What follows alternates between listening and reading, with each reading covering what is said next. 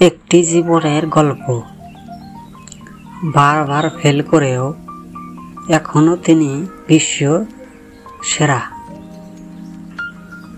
Primary 2 বার fail, মাধ্যমিক 3 বার fail, বিশ্ববিদ্যালয়ের ভর্তি পরীক্ষায় 3 বার ফেল, চাকরির জন্য পরীক্ষা দিয়ে 30 বার ব্যর্থ হয়েছে। আমি চিনি যখন কে সব আসে তখন 24 জন চাকরির জন্য আবেদন করে, এর মধ্যে 13 জনের চাকরি হয়, শুধুমাত্র একজনের বাদ পড়ে, আর সেই ব্যক্তিটি আমি। এখনো দেখতে 5 জন আবেদন করছে, তখনও 4 জন চাকরি হয়েছে, বাদ পড়ছে শুধু আমি। প্রতিক্ষণে দেখছি আমি হার্ভার্ড বিশ্ববিদ্যালয় ভর্তির জন্য 10 বার আবেদন করে 10 বারই প্রত্যাখ্যাত হয়েছি। এতক্ষণ যার কথা বলছি তিনি হলেন পৃথিবীর অন্যতম বড় অনলাইন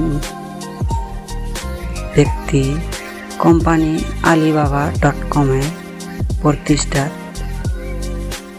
চেয়ারম্যান জ্যাক মা। তার জন্ম চীনের জিচংক প্রদেশ। ফোর্বস ম্যাগাজিনের হিসাবে জ্যাক মা পৃথিবীর 33তম ধনী ব্যক্তি। তার মোট সম্পদের পরিমাণ $21.6 বিলিয়ন। জ্যাক মা, যার জীবনে এতবার ব্যর্থ হওয়ার পরেও বড় হওয়ার প্রতিষ্ঠা হওয়ার আশা থেকে বিন্দু মাত্র পিছ পড়ে নাই।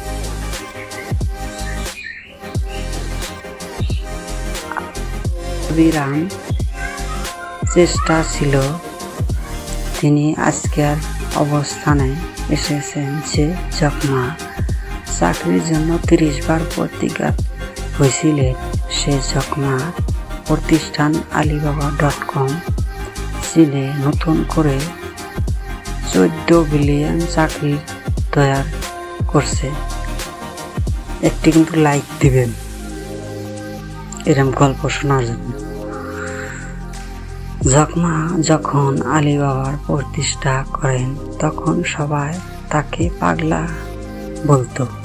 টাইম ম্যাগাজিন জ্যাক মাকে পাগলা জ্যাক মা বলে অবহিত করছিলেন। কিন্তু জ্যাক মা আশাহত হন নেই। তিনি চলছিলেন আপন গতিতে। তার সেই গতি তাকে পৌঁছে দিছে সফলতার দ্বারায় পরন্ত। তিনি বলেন, যুবকদের সামনে রয়েছে অপরন্ত সময়, আর সেই সময়কে কাজে লাগাইয়া তারও হতে পারে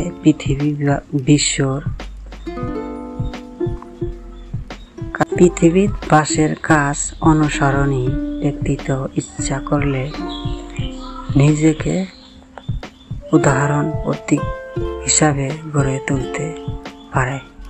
জ্যাক মার একটি বিখ্যাত উক্তি, তিনি বলছিলেন, আমরা মনে হয় পাগলা হওয়াই ভাল, আমরা পাগলা কিন্তু জীবনের সাথে